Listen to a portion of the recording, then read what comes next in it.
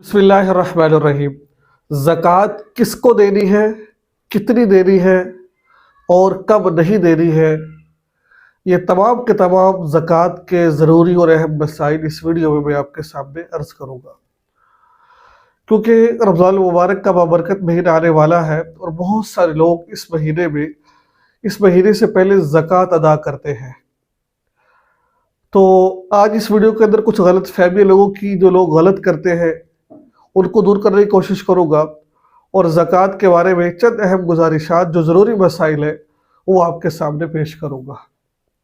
Video थोड़ी सी लंबी ज़रूर हो सकती है, कोशिश करूँगा 10 मिनट से पहले इसको ख़त्म कर दिया जाए। तो वीडियो को आखिर तक देखिएगा। इस वीडियो को देखने के बाद आपको किसी और वीडियो को देखने की ज़रूरत नहीं पड़ेगी।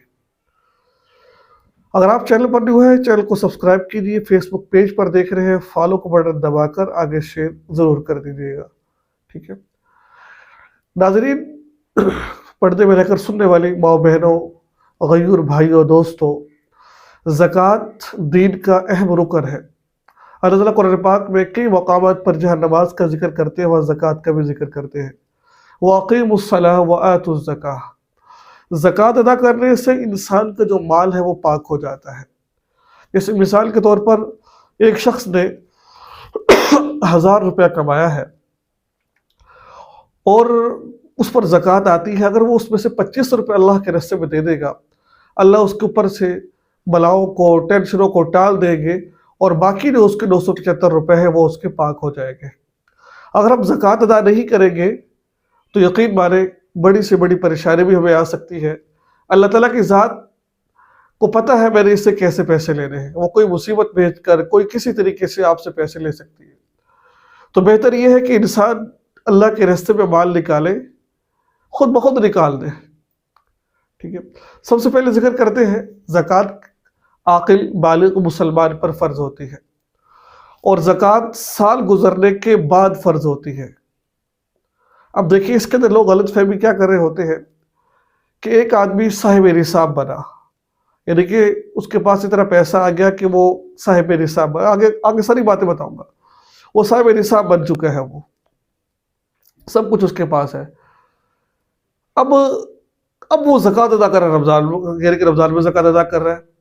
एक बात ज़हन में रखिएगा, सोचिएगा ज़रा कि जब आप साहिब निसाब बने हैं तो अगले साल पूरे होने तक आपने उसी वक्त ज़कात अदा करनी है। मिसाल के तौर पर अगर कोई शख्स जैसे ज़ैद है, वो रबीउल अव्वल के महीने में साहिब निसाब बना, उसके पास पैसा आ गया और साल गुजर गया, तो अब वो हर रबीउल अव्वल के महीने में ज़कात उस पर फ़र्ज हो जाएगी। अब यहां पर लोग कहते हैं भाई रमज़ान मुबारक में ज़कात अदा करनी है, उसके अलावा ज़कात अदा नहीं करनी है। ये गलत फहमी आपकी दूर होगी। अगर आप रमज़ान मुबारक में साहिब निसाब बने हैं तो रमज़ान में ज़कात अदा करनी है। अगर आप रमज़ान मुबारक में साहिब निसाब नहीं बने हैं, आप किसी और महीने में पढ़े हैं और एक साल गुजर चुका है, तो आप पर ज़कात लागू हो जाएगी, ज़कात आप पर वाजिब हो जाएगी। ये मसला आपको समझ आ गया। सदक़ातुल फ़ितर के लिए और इसके अलावा जितनी भी चीज़ें हैं उनके लिए साल गुजरना शर्त नहीं है, लेकिन कुर्बानी के लिए साल गुजरना, लेकिन ज़कात के लिए साल गुजरना शर्त है। अगर साल गुजर जाएगा तो आप पर ज़कात लाजिम आ जाएगी, ठीक हो गया। अब ज़कात किसको देनी, यानी कि किस पर फ़र्ज होती है, देख लीजिए। जिसके पास 52.5 तोला चांदी हो या 7.5 तोला सोना हो, ठीक है, या फिर नकदी पैसे हो या फिर माल तिजारत हो, ठीक है, या ज़रूरत से ज़ायद सामान हो जिसकी कीमत 52.5 तोला चांदी के बकदर है, ठीक है, तो उस आदमी के ऊपर ज़कात लागू हो जाती है। एक आदमी के पास कुछ भी नहीं, इन सारी चीज़ों में से मिसाल तौर पर आधा तोला जेवर है, 10 तोला चांदी है, कुछ नकद रुपए है, ज़रूरत से ज़ायद सामान मौजूद है घर के अंदर, या फिर कोई और चीज़ मौजूद है, नकदी पैसे मौजूद है, तो फिर सबको मिलाया जाएगा। सबको मिलाकर फिर 52.5 तोला चांदी से इनको देखा जाएगा। मिसाल तौर पर आधा तोला सोना है, 10 तोला चांदी है, 10,000 रुपये है, माल तिजारत है, ठीक है, ज़रूरत से ज़्यादा सामान है, सबको मिलाया जाएगा। देखेंगे कि 52.5 तोला चांदी के मुकद्दर इसकी कीमत बढ़ती है नहीं बढ़ती।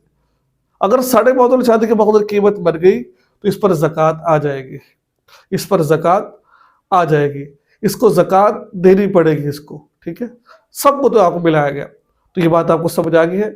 اور زکوٰۃ کے لیے ایک بات اور سن لیجیے، زکوٰۃ کتنی دینی ہے؟ زکوٰۃ آپ نے دینی ہے مال کا 2.5% حصہ دینے ہیں آپ نے۔ مثال کے طور پر 100 روپے ہے تو 2.5 روپے آپ کو اس میں سے نکالنے پڑیں گے، 1000 ہے تو 25 روپے۔ اس طرح آپ اگر آپ کا ریاضی ٹھیک نہیں ہے تو کسی ریاضی دان سے پوچھ کر آپ زکوٰۃ نکالیے، ٹھیک ہے، تو اس طریقے سے 100 یعنی کہ 2.5% آپ کو زکوٰۃ نکالنی، کل مال 10 لاکھ روپے 2.5%، دیکھو کتنا اس کا بنتا ہے، تو اتنی آپ کو زکوٰۃ نکالنی ہے، ٹھیک ہے۔ اب زکوٰۃ دینی کس کو ہے؟ ہم یہاں پر بہت بڑی غلطی کر رہے ہوتے ہیں۔ اب جس کے پاس یہ چیزیں موجود نہیں ہے، 52 تولہ چاندی نہیں ہے، یا پھر 7.5 تولہ سونا نہیں ہے، مال تجارت نہیں ہے اس کے پاس، اور یعنی کہ ضرورت سے زیادہ سامان نہیں ہے، نقدی پیسے نہیں ہے، یہ تمام چیزیں اس کے پاس موجود نہیں ہے، یہ سب کو ملا کر 52 تولہ چاندی کے مقدار وہ چیزیں نہیں پہنچتی ہے، تو اس وقت بھی نہیں ہے، تو پھر آپ اس آدمی کو زکوٰۃ دے سکتے ہو۔ جس کے پاس یہ سب کچھ ہوتا ہے، ان کے مقدر کچھ ہوتا ہے، اس کو صاحب نصاب کہا جاتا ہے، اس کو زکوٰۃ دینی ہے۔ جس کے پاس نہیں ہے اس کو ہم زکوٰۃ دے سکتے ہیں، نفلی صدقہ ہم کسی کو بھی دے سکتے ہیں، لیکن زکوٰۃ ہم نے دینی ہے صرف اس کو دینی ہے جو زکوٰۃ کا اہل ہے، اس کے علاوہ ہم کسی اور کو زکوٰۃ ادا نہیں کر سکتے ہیں۔ اب زکوٰۃ کس کو دینی ہے؟ ٹھیک ہے، اگر آپ زکوٰۃ کسی ایسے بندے کو دے دی جو اس کا مستحق نہیں ہے تو آپ کی زکوٰۃ ادا نہیں ہوگی۔ قرآن پاک کے اندر اللہ فرماتے ہیں، جس کا مفہوم ہے کہ اب زکوٰۃ کس کو دیں گے؟ نمبر 1، فقیر وہ شخص ہے جس کے پاس کچھ مال ہے مگر اتنا نہیں ہے کہ نصاب کو پہنچ سکے، پیسے تو اس کے پاس ہے لیکن اتنے نہیں ہے کہ وہ ضرورت پوری کر سکے، اس کو ہم زکوٰۃ دے سکتے ہیں۔ نمبر 2، قرآن کہتا ہے مسکین وہ شخص ہے اس کے پاس کچھ بھی نہیں ہے، یہاں تک کہ وہ کھانے اور بدن چھپانے کے لیے بھی کچھ بھی نہیں ہے، اس کو زکوٰۃ دے سکتے ہیں۔ فقیر کا کہا اس کے پاس ہے لیکن گزارے جو ہے اس کا پورا نہیں ہوتا، اس کو زکوٰۃ ہم دے سکتے ہیں۔ نمبر 3، عامل، جس کو بادشاہ نے کہا ہو کہ بھئی آپ نے زکوٰۃ اکٹھی کرنی ہے لوگوں سے، تو جو عامل اس کو وہ زکوٰۃ دے سکتے، وہ زکوٰۃ میں سے تنخواہ وغیرہ لے سکتے ہیں۔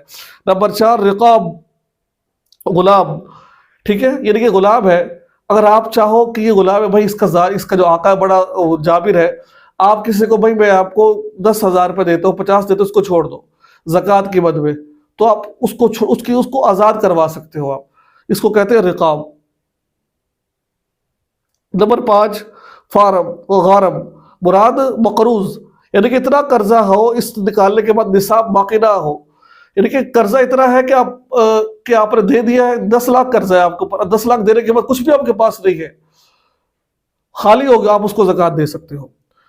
نمبر 6، فی سبیل اللہ، فی سبیل اللہ سے مراد کون سا؟ خرچ کرنا، یعنی کہ اللہ کے راستے میں جو جہاد کے لیے نکلا ہو، مدرسے کے طالب علم ہوتے ہیں، ٹھیک ہے، ان کو جو اللہ کے راستے میں نکلنے خرچ کریں، ان کو آپ زکوٰۃ کے پیسے دے سکتے ہیں۔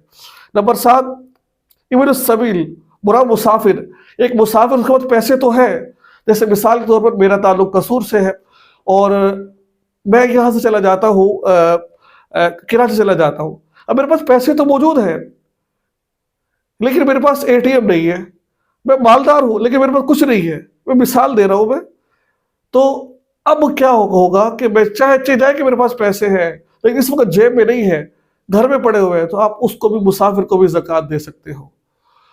تو یہ تھے زکوٰۃ کے چند اہم مسائل جو میں نے بھی آپ کو ساتھ بیان کیے۔ اس کے علاوہ انشاءاللہ میں آگے اور مزید جو مسائل ہیں، جو اہم مسائل ہیں، ان کو بیان کروں گا۔ مجھے امید ہے کہ آپ کو یہ مسائل اچھے لگے ہوں گے، سنا آپ کو ایک چیز مل گئی ہوگی، جو بھی آپ کا مسئلہ ہو مجھے واٹس ایپ پر پوچھ سکتے ہیں۔ دعا میں یاد رکھیں، چینل کو سبسکرائب کر لیجیے۔ السلام علیکم ورحمۃ اللہ وبرکاتہ۔